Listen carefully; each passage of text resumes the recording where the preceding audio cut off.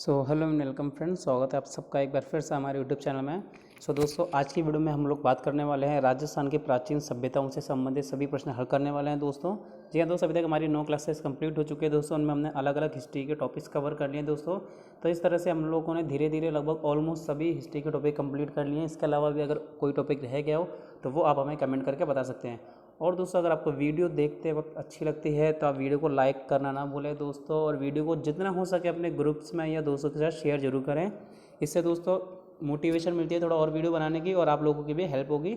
और ये क्वेश्चन वो है दोस्तों जो आपको किसी भी कॉम्पिटिशन एग्जाम में मदद करेंगे।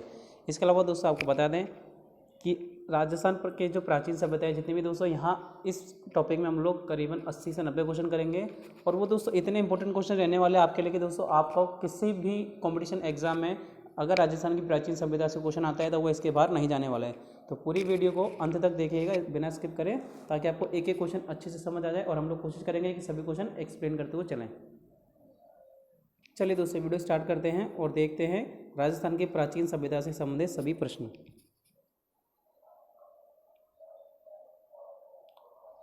पहला प्रश्न है दोस्तों, बीजक की पहाड़ी कौन सी सभ्यता से संबंधित है? तो दोस्तों बीजक की पहाड़ी बैराट की सभ्यता से संबंधित है, जहां का अशोक का भाब्रू शिलालेख मिला था। तो इसका उत्तर हो जाएगा बैराट। अगला है, कालीबंगा क्षेत्र से कितनी अग्नि वेदिकाएं, या अग्नि वेदिकाएं का मतलब होता है दोस्तों हवन कुंड। तो आपको पता होगा कि जो राजस्थान की जो प्राचीन कालीबंगा सभ्यता है जो कि घग्गर नदी के किनारे हनुमानगढ़ में है, वहाँ से लगभग 7 हवन कुंड प्राप्त हुए। एक बड़ा हवन कुंड और उसके साथ 6 छोटे, यानी कि कुल मिला के 7 हवन कुंड प्राप्त हुए हैं। अगला है, मौर्यकालीन बुद्ध स्तूप के पुरातत्व पुरावेश कहाँ से प्राप्त हुए? यानी कि जो मौर्य काल में बुद्ध का स्तूप मिला था वो दोस्तों कहाँ से मिला है? हमें बैराट सभ्यता से मिला है। तो ये ध्यान रखेंगे, इसकी खोज जो है कालाइल के द्वारा की गई थी। इसकी खोज कालाइल के द्वारा की गई थी, ध्यान रखेंगे। राजस्थान के किस जिले में डडीकर शैल कला पुरातत्व स्थित है? अलवर, जयपुर, सीकर या बूंदी? तो जो दोस्तों डडीकर शैलकला पुरातत्व स्थल स्थित है वो है अलवर के अंदर। अगला प्रश्न है, प्राचीनतम जुते हुए खेत के पुरातात्विक अवशेष किस सांस्कृतिक स्तर से प्राप्त हुए हैं? यानी कि जो जुते हुए खेत है वो अभी हमें सभ्यता नहीं बतानी कि कौन सी संस्कृति से मिले। प्राक हड़प्पा, हड़प्पा, ताम्रपाषाण या नवपाषाण? तो जो जुते हुए खेत की जो हमें सभ्यता मिलती है वो मिलती है प्राक हड़प्पा युगीन संस्कृति से। अगला है, दुर्गीकरण के पुरावेश किस ताम्रपाषाण युगीन स्थल से प्राप्त हुए हैं? यानी कि जो दुर्गों को 2 भागों में विभाजित करना या जो भी दुर्गीकरण होता है उसके जो अवशेष मिले हैं हमें दोस्तों बालातल सभ्यता से मिले हैं, ध्यान रखेंगे।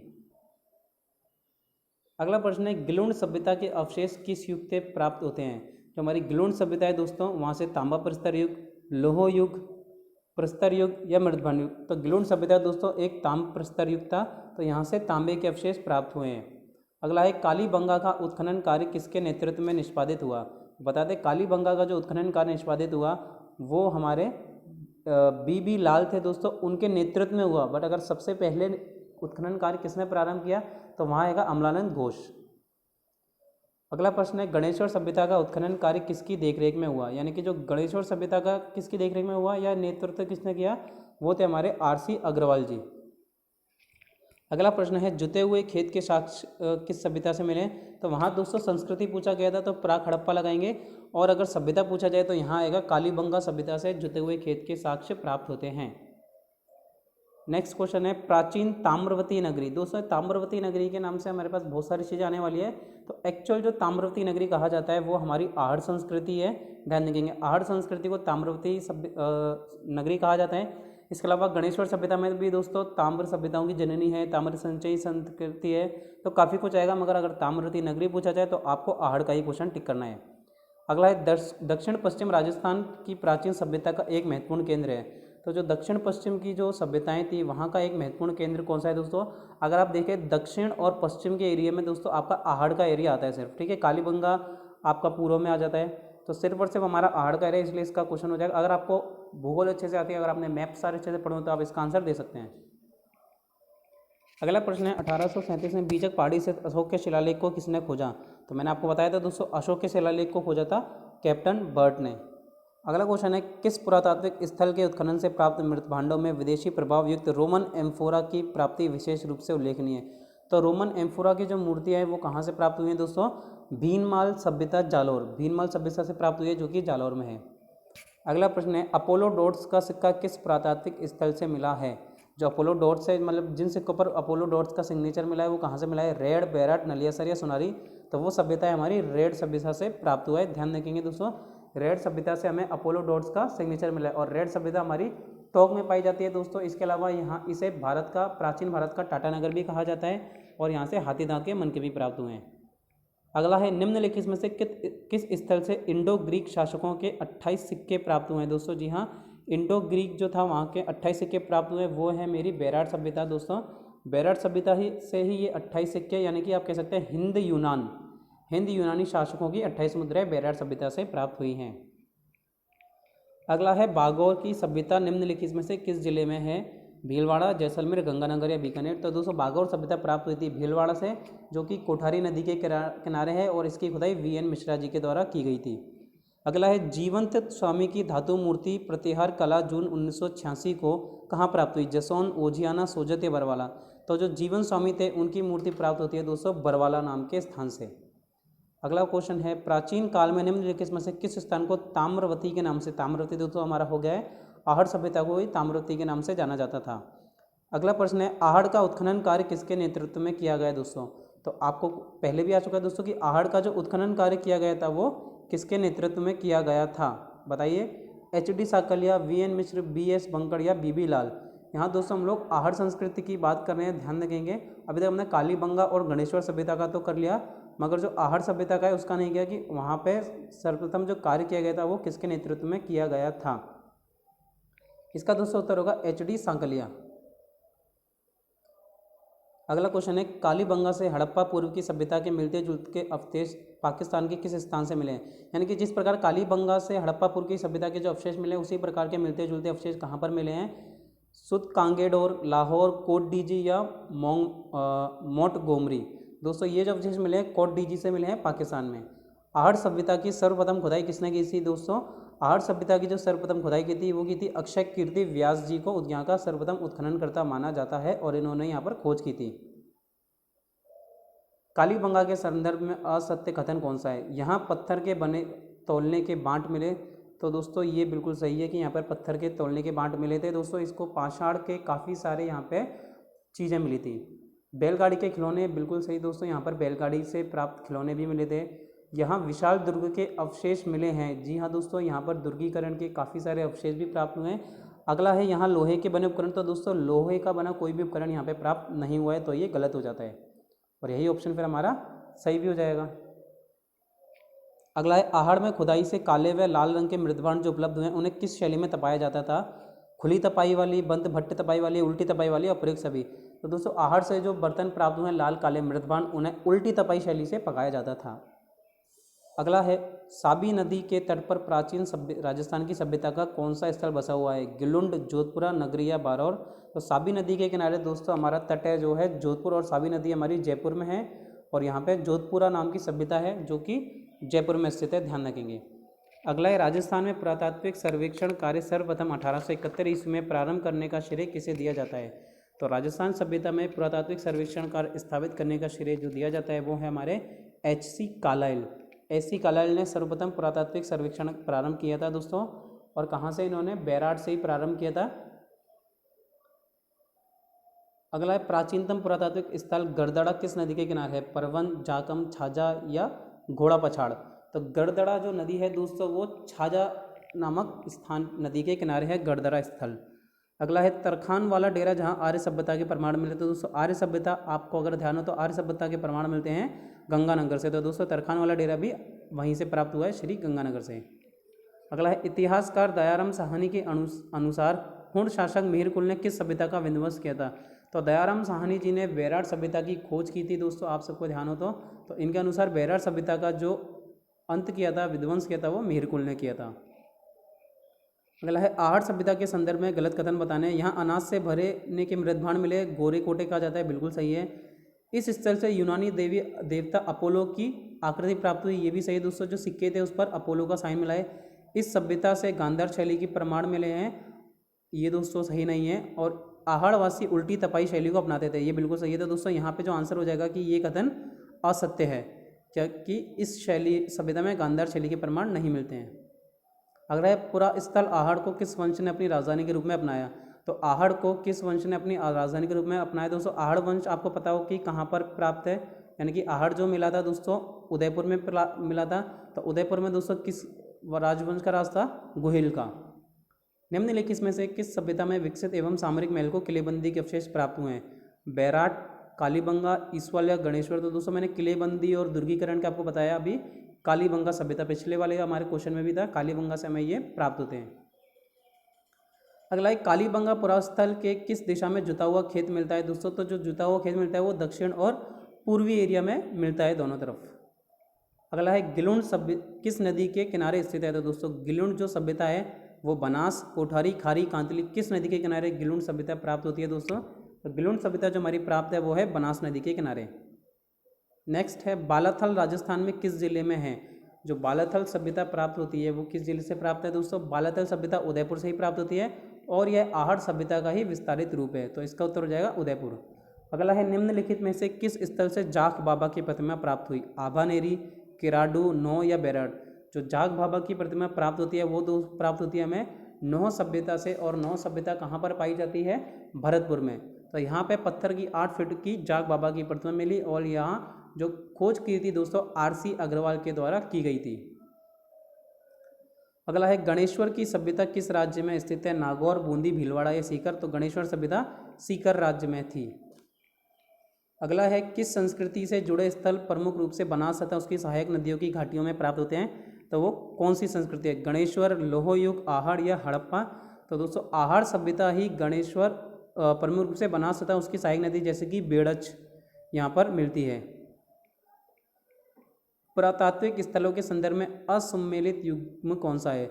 हनुमानगढ़ तेहड़ में सही है दोस्तों, सांबड़िया, बीकानेर, किराड़ो जयपुर में सही है, मगर भानगढ़ झुंझुनू ये दोस्तों गलत हो जाता है। तो इसका सही उत्तर हो जाएगा आपका भानगढ़ झुंझुनू। अगला है त्रिरत्न स्वास्तिक चिन्ह व दैया के चिन्ह कहाँ से प्राप्त होते हैं? तो दोस्तों जो त्रिरत्न स्वास्तिक इत्यादि के जो चिन्ह प्राप्त होते हैं वो कहाँ से प्राप्त होते हैं? बैराट, गणेश्वर, बागोर या रंगमहल। तो ये चिन्ह बैराट सभ्यता से प्राप्त होते हैं। अगला है ताम्र संस्कृति के चिन्ह कहाँ किस जिले में उपलब्ध है? उदयपुर, कोटा, बूंदी या अलवर। ताम्र संस्कृति के चिन्ह दोस्तों आपको पता है आहड़ सभ्यता में भी प्राप्त थे, इसके अलावा बालाथल में भी प्राप्त हैं। तो ताम्र संस्कृति के चिन्ह मेनली हम क्या टिक करेंगे? उदयपुर राज्य। प्राचीन नगर जो महाभारत और महाभाष्य दोनों में उल्लेखित है वो कौन सा नगर है जो महाभारत में भी उपलब्ध है और महाभाष्य में भी उपलब्ध है? विराटनगर, मध्यमिका नगरी, रेड या करकोट। तो दोस्तों मध्यमिका यानी कि नगरी जो है महाभारत और महाभाष्य दोनों में उपलब्ध है और ये नगरी सभ्यता बेड़स नदी के किनारे उदयपुर में, ये ध्यान रखेंगे। ये मध्यमिका जो है दोस्तों शिवी जो जनपद था उसकी राजधानी मानी जाती है। अगला क्वेश्चन है बैराट प्राचीन भारत में किस जनपद की राजधानी थी? मत्स्य, पांचाल, चेदी या अर्जुना। तो बैराट सभ्यता मत्स्य जनपद की राजधानी मानी जाती थी। बागौर सभ्यता किस नदी के किनारे पर अवस्थित है? कोठारी नदी, लूनी नदी, बनास नदी है, इनमें से कोई नहीं। बागौर सभ्यता जो है दोस्तों हमारी किस नदी के किनारे है बताइए? कोठारी, लूनी, बनास नदी या इनमें से कोई नहीं। कोठारी नदी के किनारे बागौर सभ्यता पाई जाती है जो कि भीलवाड़ा में है। राजस्थान के किस जिले में गणेश्वर स्थल स्थित है? गंगानगर, भीलवाड़ा, भरतपुर या सीकर। तो गणेश्वर सभ्यता दोस्तों हमारा सीकर में है। अगला है निम्नलिखित में से राजस्थान की ताम्रयुगीन सभ्यता में सबसे प्रमुख सभ्यता कौन सी है? आहड़, कालीबंगा, बैराट या बागौड़। बात हो रही है दोस्तों राजस्थान की ताम्रयुगीन जो जितनी भी सभ्यताएं उनमें से सबसे इम्पोर्टेंट कौन सी सभ्यता को माना जाता है? आहड़, कालीबंगा, बैराट या बागौर। तो आहड़ सभ्यता को दोस्तों ताम्रयुगीन सभ्यता में सबसे प्रमुख माना जाता है। दो मुख का चूल्हा व बहुत प्रकार के बर्तनों के साथ सिलबट्टा व पैन निम्नलिखित में से किस स्थान से? तो जो चूल्हे जो प्राप्त हुए हैं दोस्तों आपके एक ही सभ्यता से प्राप्त हुए हैं दोस्तों चूल्हे, एक लगभग 1+6 चूल्हे प्राप्त हुए हैं वो है आहड़ सभ्यता से। तो इसका सही उत्तर हो जाएगा आहड़ सभ्यता। निम्नलिखित में से कौन सा काल कालीबंगा सभ्यता से प्राप्त जो संबंधित है? 2500 ईसा पूर्व से 1500 ईसा पूर्व, 6000 ईसा पूर्व से 4500 ईसा पूर्व, 1500 ईसा पूर्व से 500 ईसा पूर्व या फिर 2500 ईसा पूर्व से 1500 ईसा पूर्व। तो कौन सी वो सभ्यता है जो कि इससे संबंधित है? इसका सही उत्तर होगा ए, यानी कि 2500 ईसा पूर्व से 1500 ईसा पूर्व। अगला प्रश्न है 7 अग्नि वेदिकाओं की पंक्ति प्राप्त हुई है। तो जो 7 हवन कुंड प्राप्त हुए दोस्तों मैंने आपको पहले ही बता दिया वो है हमारी कालीबंगा सभ्यता जो कि हनुमानगढ़ में है। आहड़ के उत्खनन से प्राप्त कौन सी सामग्री बाह्य संपर्कों को संकेत देती है? टेराकोटा के मनके, ताम्र उपकरण, सेल खड़ी मनके या लेपिस लाजुली। तो वो कौन सी चीज़ है जो कि हमें आहड़ के उत्खनन से प्राप्त, कौन सी सामग्री जो बाह्य संपर्क होते हैं उसका एक साइन होता है, वो कौन सी देती है, ये बताना है। तो वो दोस्तों हमारा हो जाता है ताम्र उपकरण। अगला है, किस ताम्र पाषाणिक स्थल पर सबसे ज़्यादा ताम्र सामग्री प्राप्त हुई है? गणेश्वर, आहड़, बैराट या कालीबंगा। सबसे ज़्यादा ताम्र की जो चीज़ें प्राप्त होती है हमें, वो आपको बताना है। वो दोस्तों सभ्यता है हमारी गणेश्वर सभ्यता। डॉक्टर केदारपुरी किस पुरातात्विक स्थल के अनुसंधानकर्ता माने जाते हैं? आहड़, रंगमहल, रेड या नगरी। तो डॉक्टर केदारनाथपुरी हैं। पुरातात्विक स्थल कौन सा है इनका? रंगमहल, हनुमानगढ़। अगला क्वेश्चन है, कालीबंगा स्थल हनुमानगढ़ जिला मुख्यालय से किस दिशा में? दोस्तों अब देखिए आपसे दिशा पूछ लेता है कि ये किस दिशा में स्थित है। तो ये जो है दोस्तों दक्षिण पश्चिम दिशा में स्थित है। अगला है, मृतिका शिल्प के प्राचीन प्रमाण कहाँ से मिलते हैं? रंगमहल से, ब्यावर से, जोबनेर से या बाड़मेर से। ये मृतिका जो दोस्तों एक कहते हैं मरी हुई मिट्टी, तो इसके प्रमाण मिलते हैं आपको रंगमहल की सभ्यता से दोस्तों, जहाँ पर अजयपात की मिरर मूर्तियाँ बनाई जाती थी, तो ये वहीं से मिलती है। अगला है, निम्नलिखित में से कौन सा स्थल राजस्थान में ताम्रयुगीन संस्कृति का केंद्र नहीं है? नौहो, गिलुंड, बागौर या रंगमहल। तो कौन सा ताम्रयुगीन संस्कृति का केंद्र नहीं है दोस्तों, ये पूछा है। तो रंगमहल ताम्रयुगीन नहीं है। बाकी नौहो, गिलुंड, बागौर या सभी पे ताम्रयुगीन संस्कृति का केंद्र माना जाता है। ताम्रयुगीन स्थल झाड़ोल दोस्तों, झाड़ोल आपको ध्यान हो मोतीलाल तेजावत जी के समय भी आया था, और ये उदयपुर राज्य में है झाड़ोल, ध्यान रखेंगे। धूलकोट किसे कहा जाता है? ये धूलकोट वाला प्रश्न भी पहले आ चुका है दोस्तों। धूलकोट कहा जाता है आहड़ सभ्यता को, धूलकोट भी कहा जाता है। अगला प्रश्न है, किस उत्खनन स्थल से चांदी की मुद्रा पंचमार्क प्राप्त हुई? कालीबंगा, आहड़, गणेश्वर या बैराट। तो पंचमार्क वाली जो सिक्के प्राप्त हुए हैं दोस्तों, लगभग आपको बता दें 28 मुद्राएं हिंद और यूनानी शासकों की प्राप्त हुई थी, वो है बैराट सभ्यता। अगला है, निम्न में से कौन सा कथन गलत है? महासत्य वाला टीला बागौर, गोफण के प्रमाण Bagor, bird rider rock painting Ojiyana, प्राचीन जाग बाबा की मूर्ति नो। ये सही है दोस्तों, ये भी सही है, ये भी सही है। मगर जो बर्ड राइडर की रॉक पेंटिंग मिलती है वो आपको बूंदी में मिलती है दोस्तों, यहाँ नहीं मिलती है, ध्यान रखेंगे। डॉक्टर दयाराम साहनी ने सर्वप्रथम बैराट के किस स्थान को उत्खनन के लिए चिन्हित किया? बीजक डूंगरी, भोमजी डूंगरी, गणेश डूंगरी या भीम डूंगरी।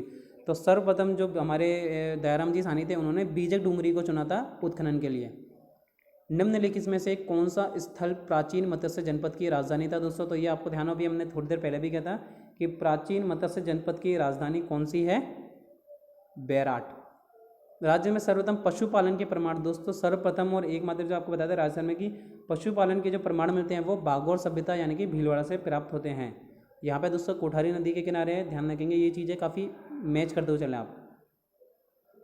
अगला है, राजस्थान की वह सभ्यता जिसे ताम्रयुगीन सभ्यता की, अगला देखिए, राजस्थान की वह सभ्यता जिसे ताम्रयुगीन सभ्यता की जननी कहा जाता है? आहड़, गणेश्वर, नौहो या बैराट। तो ताम्रयुगीन सभ्यताओं की जननी देखिए, अगर ताम्रवती आएगा तो आपका आहड़ होगा, और ताम्रयुगीन सभ्यता की जननी कहा जाएगा तो आपका गणेश्वर आएगा, ध्यान रखें। अमलानंद घोष ने सर्वप्रथम किस स्थल की खोज की? तो दोस्तों अमलानंद घोष जी ने सर्वप्रथम 1991 से 92 के बीच खोज की थी, कालीबंगा सभ्यता की खोज की थी, ध्यान रखें। चलिए नेक्स्ट क्वेश्चन है, किस सम्मिलित करना है? कालीबंगा चूरू में दोस्तों गलत हो जाता है, कालीबंगा चूरू में नहीं, हनुमानगढ़ में। तो पहले आपको पता पड़ गया, देखिए गणेश्वर, सीकर, बैराट, जयपुर, आहड़, उदयपुर, ये सारे सही हैं। तो हमारा जो मेन आंसर हो जाएगा कालीबंगा चूरू में नहीं, हनुमानगढ़ में। निम्नलिखित में से किस स्थल से शासक मिंडेर की 16 सिक्के प्राप्त हुए हैं? तो दोस्तों 16 सिक्के कहाँ से प्राप्त हुए हैं? बैराट, नगरी, रेड या नगर। ध्यान रखिए, सिर्फ हमने यहाँ बात करें 16 सिक्के के, तो जो यहाँ पर 16 सिक्के प्राप्त होते हैं मिंडेर शासक के, वो प्राप्त होते हैं बैराट सभ्यता से, ध्यान रखेंगे। इसके अलावा हिंदी यूनानी शासकों की 28 मुद्राएं भी बैराट सभ्यता से प्राप्त हुई थी। कौन सा एक युग्म असुमेलित है यानी कि सम्मिलित नहीं है? कालीबंगा की अमलानंद घोष जी ने की थी, बिल्कुल सही है। आहड़ की जो खोज की थी HD सांकलिया जो द्वारा, बिल्कुल सही दोस्तों। बैराट की केदारनाथपुरी गलत है दोस्तों, बैराट की दयाराम साहनी ने जी की थी, तो यही बिल्कुल सही हो जाता है। बागौर की VN मिश्रा जी द्वारा की गई थी, बिल्कुल सही है। और बालाथल की भी VN मिश्रा द्वारा की गई थी। तो बैराट की केदारनाथपुरी ने नहीं की थी, दयाराम साहनी जी ने की थी। अभी पीछे ही क्वेश्चन आया था, आप देख सकते हैं।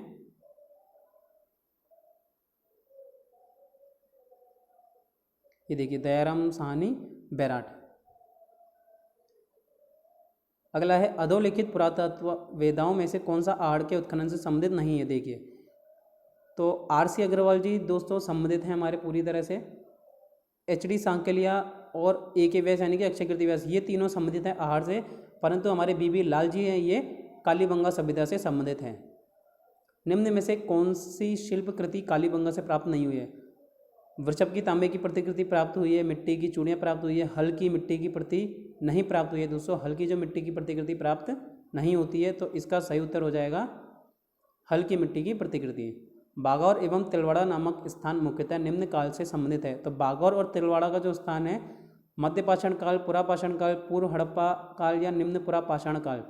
बागौर और तिलवाड़ा का स्थान मध्यपाषाण काल के नाम से जाना जाता है या उस काल से संबंधित है। अगला है भीम डूंगरी गणेश डूंगरी राजस्थान की किस सभ्यता से संबंधित है। तो भीम डूंगरी गणेश डूंगरी दोस्तों अभी आया था हमारा बैराट सभ्यता से संबंधित है। अगला है निम्न में से राजस्थान का कौन सा सैंधव स्थल घग्गर नदी के किनारे हैं। तो कौन सा स्थल सैंधव जो है घग्गर नदी के किनारे, कालीबंगा जो है दोस्तों इसका सैंधव सभ्यता से आता है। बौद्ध धर्म से संबंधित पुरातात्विक अवशेष कहाँ पर प्राप्त हुए। बौद्ध धर्म से पुरातात्विक सर्वेक्षण दोस्तों कालाइल के द्वारा बात करें, जो हमारा अशोक का भाब्रू शिलालेख था वहाँ से प्राप्त हुए बिजक डूंगरी में से। तो इसका सही उत्तर हो जाएगा बैराट। बैराट में प्रथम उत्खनन किसके नेतृत्व में किया गया। Dayaram Sahni, doctor NR Banerjee, CR Bhandarkar या RC अग्रवाल। तो बात हो रही है सबसे पहले जो उत्खनन किया गया था अमलानंद जी घोष, दयाराम साहनी, डॉक्टर N बनर्जी, किसके द्वारा सबसे प्रथम किया गया था। आप सबको पता है दयाराम साहनी जी। अगला है आहड़ के विषय में निम्न कथनों में से कौन सा कथन असत्य है। आहड़ के उत्खनन से मानव जीवन के विभिन्न चरणों पर प्रकाश पड़ता है, सही है।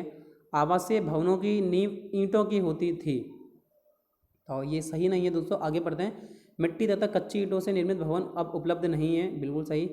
आहड़वासी दीवार एवं नींवों को मजबूत एवं सौंदर्य युक्त बनाने हेतु मिट्टी में क्वार्ट्ज के टुकड़े। तो देखिए सारा मिट्टी के जो मुख्य काम होते थे वही होते थे कहाँ पे, आहड़ सभ्यता में।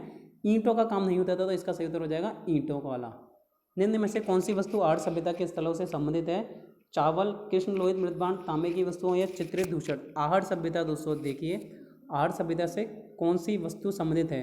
तो चित्रित धूसर मृदभांड इससे संबंधित नहीं है। बाकी चावल की खेती वहाँ होती थी, कृष्ण और लोह के मृदभांड भी वहाँ पे प्राप्त थे और तांबे की वस्तु भी वहाँ पे प्राप्त हुई थी आहड़ सभ्यता में। इसका सही उत्तर हो जाता है हमारा चित्रित धूसर मृदभांड वहाँ से प्राप्त नहीं हुए थे, वहाँ से उल्टी तपाई वाले लाल कले मृदभांड प्राप्त हुए थे।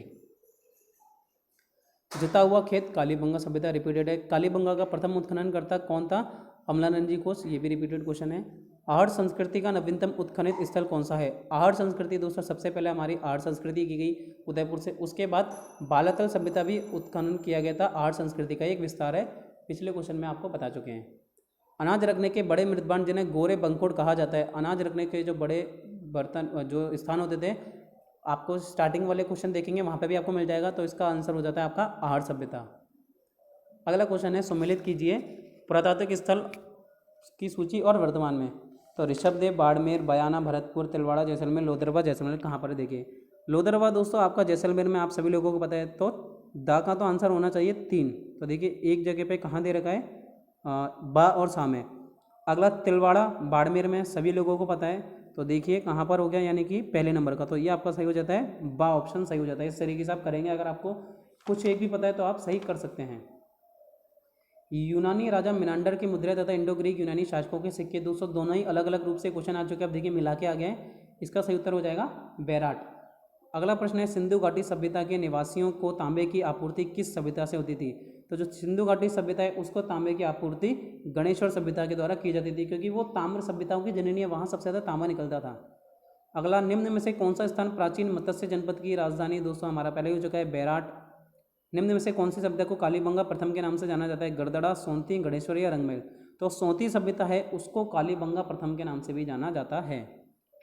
अगला प्रश्न है राजस्थान की किस सभ्यता में 11 कमरों का विशाल भवन प्राप्त है। यानी कि 11 बड़े बड़े कमरे थे, वहाँ उसका जो प्रमाण मिलता है वो किस सभ्यता से प्राप्त होता है। रंगमहल, गड़दड़ा, बालाथल या बैराट। बालाथल सभ्यता से ये प्राप्त होता है। भूकंप व तंदूर के प्राचीन साक्ष्य कहाँ से प्राप्त होते हैं दोस्तों। तो आप देखिए तंदूर का आपने कभी भी नहीं पढ़ा होगा, बट मैं आपको बता दूं कि भूकंप के जो प्रमाण प्राप्त हुए हैं वो कालीबंगा सभ्यता से प्राप्त होते हैं। तो देखिए दोनों आपको इससे पता पड़ेगा कि भूकंप तंदूर दोनों के प्रमाण कालीबंगा सभ्यता से मिलते हैं। किस सभ्यता में घरों में एक से अधिक चूल्हे के मिलने के संकेत का परिवार पता पड़ा है। तो आपको पता है मैंने 7 चूल्हे जो एक साथ मिले थे उसका प्रमाण कहाँ मिला था? आहड़ सभ्यता में मिला था। तो इसका उत्तर हो जाएगा आहड़ सभ्यता। अगला है जोधपुरा नामक पुरातात्विक स्थल जयपुर में है, ये मैंने आपको बता दिया है। स्वीडन देश के पुरातात्विक हन्ना रीड के निर्देशन में किस सभ्यता का उत्खनन हुआ? तो जो स्वीडन देश के हन्ना रीड थे उन्होंने दोस्तों रंग महल की सभ्यता का उत्खनन किया था। रंग महल की सभ्यता हनुमानगढ़ में ही है, घग्गर नदी के किनारे। तो यहाँ पे आता है कि एकमात्र जो स्वीडन के विदेश के जो नागरिक थे हन्ना रीड द्वारा रंग महल की सभ्यता का उत्खनन किया गया। बैराट से मिला भाब्रू शिलालेख उत्कीर्ण करवाया था। तो बैराट से जो भाब्रू शिलालेख मिला वो अशोक जी के द्वारा उत्कीर्ण करवाया गया था। बीजक की पहाड़ियाँ किस सभ्यता से संबंधित है? तो बैराट से संबंधित है। दोस्तों रिपीटेड क्वेश्चन है, मतलब इसके मिलता जुलता घुमा फिरा के क्वेश्चन आ सकता है, ये ध्यान रखेंगे आप। सैंधव लिधि किस प्रकार प्रयोग होती थी? दोस्तों सैंधव लिधि कालीबंगा सभ्यता में इस्तेमाल होती थी और इस तरह लिखते थे, दाएं से बाएं। ठीक है, दाएं से बाएं लिखने करते थे, तो दाएं से बाईं और इसका सही आंसर हो जाएगा। अगला है राजस्थान में ताम्रलिप्त सभ्यताओं की जननी कहा जाता है। तो ताम्रलिप्त सभ्यताओं की जननी कहा जाता है गणेश्वर सभ्यता। रिपीटेड क्वेश्चन आ गया है। राजस्थान में शंख लिपि के प्रमाण बहुत ऐसे मिले हैं। तो शंख लिपि के प्रमाण जो मिलते हैं किस जगह मिलते हैं? विराटनगर, नगरी, रणकपुर या दिलवाड़ा। तो विराटनगर सभ्यता है जहाँ पर आपको कहाँ के शंख लिपि के प्रमाण मिलते हैं। विराटनगर को ही बैराट सभ्यता कहा जाता है। मौर्य काल के अवशेष राजस्थान में कहाँ मिले? बैराट एवं कड़मासा गांव में, नागौर जिले के भीनमाल में, नलियासर में या नौह में। तो आपका मौर्य काल के अवशेष आपको बता दिया दोस्तों। मौर्य काल का जो अवशेष है एक ही जगह पे मिले हैं जहाँ सबसे ज़्यादा मौर्यों ने शासन किया है, वो है बैराट सभ्यता। तो ये हो गया बैराट एवं कड़मासा गाँव में। अगला है महाभारत काल के अवशेष कहाँ मिले? गंगानगर, बैराट व नौह, माउंट आबू या फिर आपका नलियासर। तो महाभारत के सब अवशेष 2 जगह मिले, एक तो नौह, ये तो पहले भी आ चुका है, और एक बैराट में भी महाभारत के साक्ष्य प्राप्त हुए हैं क्योंकि विराट नगरी में उन्होंने कुछ दिन स्टे किया था। अगला है राजस्थान की किस सभ्यता में अलंकृत ईंटों से निर्मित फर्श मिला है? आहड़, कालीबंगा, बालातल या बैराट। तो अलंकृत ईंटों के जो फर्श प्राप्त हुए हैं राजस्थान में वो प्राप्त होते हैं कालीबंगा सभ्यता से। राजस्थान में कालीबंगा किस जिले में है? कालीबंगा दोस्तों आ गया हनुमानगढ़ में। कालीबंगा संस्कृत की खोज 1953-1952 में की गई थी अमलानंद जी घोष के द्वारा। कालीबंगा सभ्यता के लोग किस लिपि का प्रयोग करते हैं? कालीबंगा सभ्यता के लोग सैंधव लिपि, मैंने आपको बता दिया सैंधव लिपि जो कि दाएं से बाएं लिखी जाती है। ताम्रवती नगरी के रूप में आहड़ सभ्यता को जाना जाता है। HD साकलिया के निर्देशन में किस सभ्यता का उत्खनन हुआ? तो दोस्तों ये सबसे स्टार्टिंग में भी क्वेश्चन आया था, यह है हमारा आहड़ सभ्यता का HD साकलिया के नेतृत्व में हुआ। कहाँ के अवशेष से ये पता चला कि विश्व विख्यात सैंधव सभ्यता का राजस्थान में विकास हुआ? तो सैंधव सभ्यता दोस्तों कालीबंगा, कालीबंगा के जो रंगमहल है वो भी हनुमानगढ़ में ही है, और पीलीबंगा, ये तीनों एक ही एरिया में है। तो इसका उपयुक्त सभी आंसर हो जाएगा। गणेश्वर सभ्यता का किस नदी से है संबंध? गणेश्वर सभ्यता कांतली नदी जो कि सीकर में है। आहड़ सभ्यता के लोग किस खाद्य से अच्छी तरह परिचित हैं? ज्वार, मक्का, बाजरा व चावल। तो दोस्तों ज्वार, चावल, गेहूँ तीनों से हम अगर बात करें कि सबसे ज़्यादा अच्छी तरह से परिचित किस जो है खाद्य सामग्री से, तो वो थे चावल। बहुत ज़्यादा पैदावार होती थी और चावल ही बहुत ज़्यादा यहाँ पे आहड़ संस्कृति में खाया जाता था। अगला है किस पुरातात्विक स्थल का प्राचीन नाम मालव नगर था? तो मालव नगर जो है प्राचीन नाम था किस सभ्यता का था? वो था नगर सभ्यता थी, उसका प्राचीन नाम माना जाता है आपका मालव नगर, और ये दोस्तों टोंक में है। शिवी जनपद के सिक्के राजस्थान के किस शहर से प्राप्त हुए? नगर, नगरी, जोधपुर या तिलवाड़ा। तो शिवी जनपद के जो सिक्के हैं दोस्तों ध्यान सीधी सी बात है नगरी से मिलेंगे, क्योंकि शिवी जनपद नगरी जो है शिवी जनपद की राजधानी थी। अगला है बीजक डूंगरी का सर्वप्रथम अशोक के शिलालेखों को किसने और कब खोजा? तो बीजक डूंगरी का जो खोज करता है कैप्टन बर्ट है 1837 ईस्वी में। कालीबंगा का शाब्दिक अर्थ क्या है? काले मृदमान, काली चूड़ियाँ, काली मिट्टी या काली मूर्तियाँ। बंगा का अर्थ होता है चूड़ियाँ, तो कालीबंगा का अर्थ हो जाता है काली चूड़ियाँ। अगला है किस प्राचीन ग्रंथ में बैराट का उल्लेख मिलता है? रामायण, अर्थशास्त्र, महाभारत या पुराण। तो महाभारत में ही बैराट सभ्यता का प्राचीन प्रमाण मिलता है। तो देखिए दोस्तों आज के जितने भी क्वेश्चन थे वो कंप्लीट हो चुके हैं। आई होप आपको वीडियो पसंद आई होगी। वीडियो अगर अच्छी लगी तो वीडियो को लाइक, शेयर और चैनल को सब्सक्राइब करना ना भूलें दोस्तों। काफ़ी मेहनत से आपके लिए क्वेश्चन तैयार किए जाते हैं, तो दोस्तों मोटिवेट करने के लिए आपका भी फर्ज बनता है कि आप वीडियो को लाइक करें और ज़्यादा से ज़्यादा अपने दोस्तों के साथ शेयर करें, ताकि उनका भी कुछ ज्ञान हो और उनका भी फायदा हो। ज्ञान को दोस्तों कभी भी एक क्षेत्र तक सीमित नहीं रखना चाहिए कि बस मुझे अगर अच्छी चीज़ मिल रही तो मैं ही अपने पास रखूँ। ज़्यादा से ज़्यादा सभी लोगों के साथ शेयर करें। और दोस्तों अगला भी टॉपिक आपका काफ़ी अच्छा रहने वाला है, सिक्का, जो हमारे राजस्थान के सिक्के, प्रशस्ति और शिलालेख है, उससे संबंधित वीडियो मैं आपके सामने लाने वाला हूं। तो दोस्तों जरूर देखिएगा उस वीडियो को भी। थैंक यू दोस्तों, मिलते हैं अपनी नेक्स्ट वीडियो में।